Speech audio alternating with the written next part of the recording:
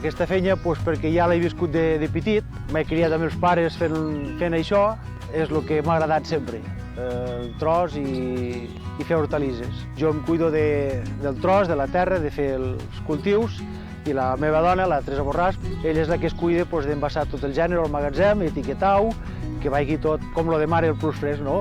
Que vagi tot bé, ben triat i amb qualitat. A la zona d'aquí de Lleida, a veure, el calçot se fa més bo i més dolç que no pas en uns altres llocs.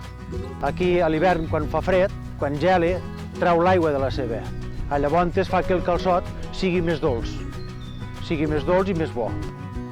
Per conservar els calçots, el millor és això, ficar els plantats en un puesto fresc, amb algo humit a baix a les arrels, i que allà se poden aguantar quasi hasta una setmana tranquil·lament. Ens agrada molt menjar calçots. A veure, a la temporada de calçot, quasi cada diumenge fem calçotada. Estem tot el dia treballant en calçots i el diumenge encara tenim ganes de menjar calçots. Perquè, a veure, ens agraden i són bons, són bons.